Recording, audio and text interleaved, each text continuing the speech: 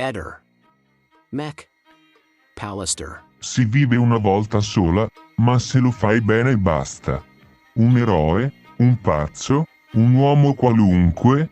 Una trentina di anni fa, durante il decennio a cavallo degli anni 1980 e 90, diversi giornalisti di periodici e quotidiani sia locali che nazionali, e persino qualche francese, nominandomi nel titolare i loro articoli, sbizzarrirono la loro fantasia solamente perché anch'io, dopo aver superato i 200 km in alcune gare di 24 ore, mi accingevo ad affrontare i 520 km di strada che separano la capitale francese Parigi dal capoluogo dell'Alsazia Colmar, con l'impegno di superarli nei 3 giorni consecutivi di marcia che il regolamento della prova concedeva ai 30 concorrenti che ogni anno venivano ammessi alla partenza.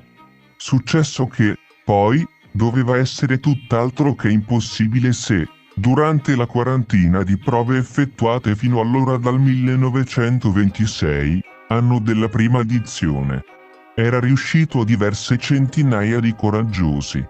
Ad onor del vero però, durante la prima ventina di edizioni, in internet è possibile trovare notizie dettagliate sulla sua storia, non veniva imposto un tempo limite per concluderla. Nella prima edizione della Paris-Strasbourg, che dal 1970 al 1980 avrebbe affrontato quel percorso in senso inverso come Strasbourg-Paris prima di trasformarsi nell'attuale definitiva Paris-Colmar. L'ultimo arrivato fu classificato in 180 ore e, fino all'edizione del 1956, l'arrivo dell'ultimo concorrente veniva atteso per quasi 90 ore. Nell'ultimo trentennio dello scorso secolo il tempo massimo concesso non ha mai superato le 74 ore. Sommando a queste le 4 ore di soste obbligate, imposte e perciò neutralizzate per regolamento. Il limite concesso per concludere la prova agli ultimi concorrenti scadeva alle ore 2 di domenica, essendo stata effettuata la partenza alle 20 di mercoledì. Dai primi anni del nuovo millennio poi il percorso ha subito ulteriori sostanziali modifiche sia del tracciato che della sua lunghezza, attestata ora sui 445 km. Secondo il mio modesto parere, questo fatto ha reso la prova molto più umana. Attualmente nessun concorrente è costretto ad affrontare una quarta notte dopo aver superato le 3 precedenti senza la possibilità di chiudere occhio. Particolarità che aveva dato alla prova una fama di quasi impossibile infatti. Se lo sforzo psicofisico richiesto per superare una terza notte consecutiva in bianco può corrispondere alla somma delle prime 2, quello richiesto per affrontare svegli l'eventuale quarta può rappresentare tranquillamente la somma delle prime 3. Così, prendendo probabilmente coscienza anche di questi fattori. Già nel 1980 Fabio Ramani aveva titolato sul locale settimanale Trieste Sport l'articolo che presentava la mia primissima partecipazione a questa prova con un Ulisse di nome Sterpin. Nel giugno 1984 Luciano Santi intitolava le 2 pagine della sua intervista su Il Meridiano di Trieste. Un uomo chiamato Cavallo mentre, pochi mesi dopo, Attilio Monetti raccontava l'avventura su 2 pagine del mensile Correre titolandole semplicemente Parigi-Colmar 516 km. Nel giugno 1985 il piccolo salutava il mio primo successo nella gara con un al cammello Claudio Sterpin il Super Prestige della marcia.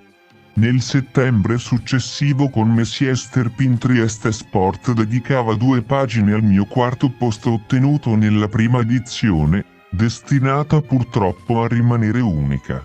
Della Paris-Bruxelles mentre un paio di settimane dopo a Roubaix diversi giornali locali, fra i quali l'autorevole La Voix des Sports, salutavano con titoli come Sterpin, Limoser della Marche. l'italiano Claudio Sterpin aveva mangiato Lione l'homme dell'Adriatico e l'autore della Premier Victoria Italienne aux 28 eures alla marche de Roubaix. Soprattutto perché è arrivata dopo un epico testa a testa con il Lungaci Gouvenaux, uno dei mostri sacri di quei tempi in queste prove, durato tutta la notte e la mattina seguente. Nell'ottobre 1986 Luciano Santin ricordava su Il Meridiano di Trieste il secondo successo nella prova con il ritorno dell'uomo chiamato Cavallo E, su Il Piccolo. Roberto De Grassi presentava l'ennesima partecipazione nel giugno 1987 con il titolo Messier Paris Colmar, e la settimana successiva il terzo successo con Sterpin l'Etiope di Trieste.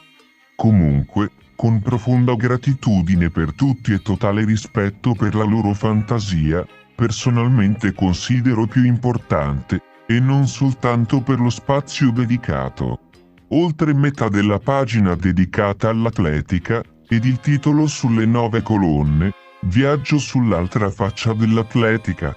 Ci guida Claudio Sterpin, vero re del Gran Fondo, la notizia che la Gazzetta dello Sport del 24 maggio 1985 ha voluto dedicare al fatto che io, all'indomani, avrei corso alla 100 km del Passatore per allenarmi.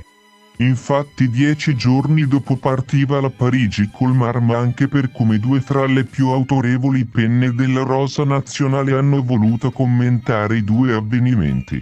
Dapprima Gianni Merlo, che tenta un improbabile paragone fra il Passatore, definito Olimpiade della Follia, e sia la maratona, che 30 anni fa doveva ancora scoppiare come numero di eventi organizzati nel mondo. Ma quelle esistenti erano comunque già sufficientemente importanti o per il titolo o per il montepremi in palio, che la Parigi-Colmar, quale, invece, vantava titolo e montepremi in palio per un valore infinitamente inferiore. Il triestino Paolo Condò poi, che mi aveva intervistato telefonicamente qualche giorno prima, aveva voluto iniziare e concludere il suo pezzo, nel quale peraltro era riuscito a racchiudere fedelmente l'essenza della mia quinta partecipazione a quella Parigi-Colmar, che per me era diventata ormai una vera e propria Moby Dick, ma che sarei riuscito a domare per la prima volta fra 2 settimane, semplicemente con questa triplice domanda: un eroe, un pazzo, un uomo qualunque? Virgolette. 3 banali domande, alle quali non ho mai trovato bisogno personale di rispondere, anche perché mi sono sempre considerato un naturale appartenente alla terza di queste categorie, dimenticate per 30 anni, ma che mi sono prepotentemente tornate in mente solo alcuni giorni fa, quando, per puro caso, mi sono imbattuto su FB nella storia del concittadino Marcello Di Finizio, un perfetto sconosciuto di nome e persona che, assieme a qualche altro dettaglio delle sue vicissitudini, scoprivo essere il proprietario del locale dolosamente bruciato a Barcola, e lo stesso che, per un atto di protesta che ancora non conoscevo, dapprima si era arrampicato sulla cupola di San Pietro e, attualmente, viveva da oltre 40 giorni in cima all'Ursus. Un eroe, o un pazzo?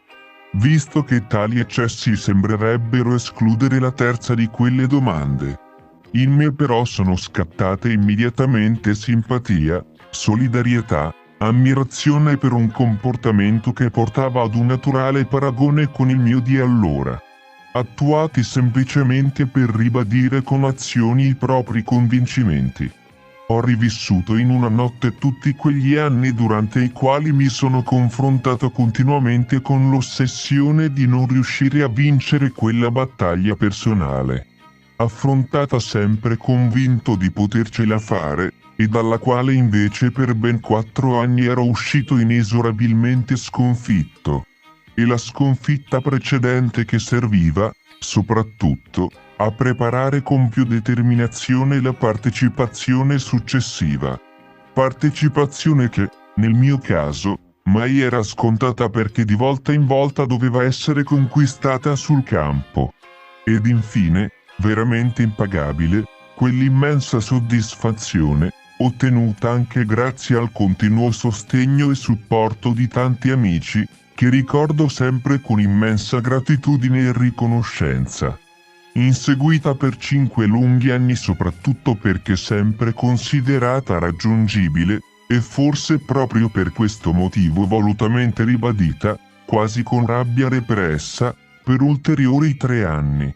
Un periodo indimenticabile, ma fondamentale anche il ruolo della pubblicità mediatica perché, oltre al sostegno morale nell'impresa, probabilmente anche gli indispensabili supporti economici a sostegno delle trasferte sarebbero stati impensabili senza l'interesse e l'aiuto, a base di articoli con titoli fantasiosi, di tanti amici giornalisti. Un eroe, un pazzo, un uomo qualunque, ma, se le imprese sensazionali alle quali io miravo, che però, obiettivamente, centinaia di altri uomini avevano portato a termine prima e meglio di me erano riuscite a colpire a tal punto la fantasia di decine di giornalisti. Com'è possibile che tutto quello che sta facendo Di Finizio non colpisca, ebbene maggiormente?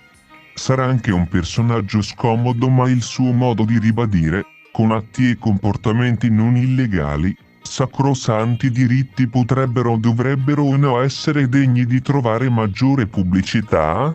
Quale bavaglio impedisce di raccontare la sua scelta di trascorrere in modo così unico questa porzione di vita? Un concorrente che si accinge a partire per una gara della durata di 24 o 72 ore deve imporsi unicamente di correre o marciare durante quel tempo. Sia che l'evento avvenga su strada o per me perfino meglio su pista, sarà sempre attorniato da altri concorrenti, assistito da amici e comunque sempre sorretto dagli organizzatori dell'evento, che si adopereranno in ogni modo per rendergli più agevole l'impresa. Qualsiasi bisogno, alimentare o legato all'eventuale necessità di cambio indumenti per temperatura troppo calda o fredda oppure in caso di pioggia troverà rapida e soddisfacente soluzione ed il tutto si concluderà, dopo un massimo di 3 giorni, talvolta superati con relativa disinvoltura anche senza chiudere occhio, perché anche a questo miravano gli allenamenti effettuati precedentemente.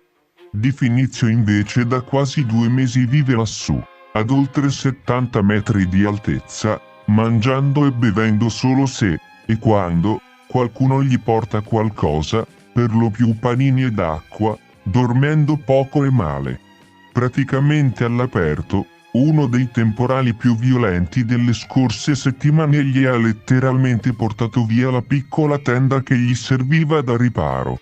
Ma l'atto che forse mi incuriosisce di più, anche perché la stessa domanda mi è stata rivolta in centinaia di occasioni, riguarda il disbrigo e il relativo smaltimento dei bisogni fisiologici per giorni, settimane, mesi. Ecco, qua sì che la fantasia di qualsiasi persona comune, anche senza necessariamente un giornale o una laurea in giornalismo alle spalle, potrebbe partire al galoppo. Altro che paragoni con qualsiasi concorrente impegnato in una gara podistica. Con ogni probabilità Paolo Condò avrebbe potuto aprire un suo articolo anche dovendo narrare le vicende di Marcello De Finizio con un eroe, un pazzo, un uomo qualunque.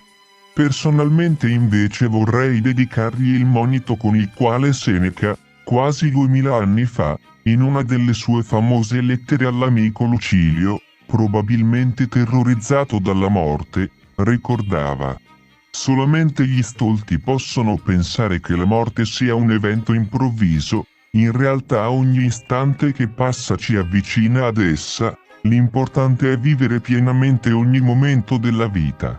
Fare tutto quello che ci piace e che riteniamo di fare, affinché la vita che abbiamo speso ogni giorno sia stata usata per fare cose per cui valeva persino la pena di morire. Semplicemente perché. Claudio Sterpin. Una persona che viene uccisa viene buttata da qualche parte, non certo in mezzo al Corso Italia o E quindi le immaginavo, sì, le immaginavo buttate in un bosco o in riva al mare. Avevo chiesto, avevo scritto poi tra l'altro. I ristoranti e negozi attualmente hanno pochi coltelli di proprietà, ma li affittano. E chi glieli affitta provvede a affilarli o sostituirli integralmente se troppo consumati. Mensilmente si paga un tot comprensivo di affitto e affilatura. Calcolate che un piccolo agriturismo aperto solo 3 giorni a settimana paga sui 100 euro al mese per l'affitto dei coltelli. Immaginate ristoranti o negozi aperti 6 giorni su 7 quanto pagano. Da 2 giorni a ore 14, su Rai 2 si è iniziato a diffondere una narrazione surreal risibile secondo cui Claudio sarebbe il nuovo obiettivo su cui accendere il focus delle indagini. Argomentazioni disconnesse ed interrogativi insulsi vengono posti alla base di una discussione che suona vuota e priva di significato come il vento sulle foglie rinsecchite. Ore 14 assomiglia sempre più a quarto grado. Che l'esito degli esami USA stiano iniziando a spaventare qualcuno. Che Milo Infae abbia ricevuto una telefonata. Avevo da tempo registrato la tendenza di disinteressata analisi della Valchiria motorizzata Abruzzone. Mutevole a seconda degli incarichi ricevuti, che è superata quanto a trasparenza solo dal superamidato Gen.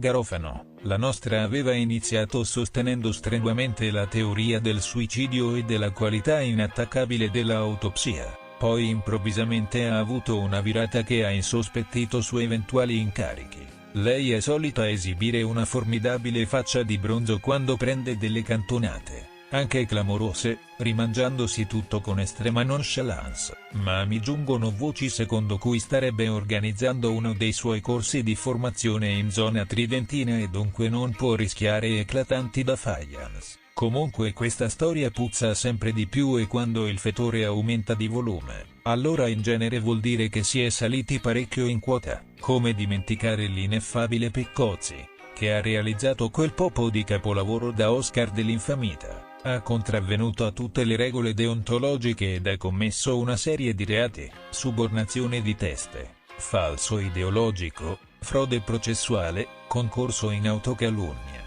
infedele patrocinio del consulente. Fosse stato controparte di un mio assistito lo avrei già denunciato. Ehi, non dimenticare di iscriverti a questo canale.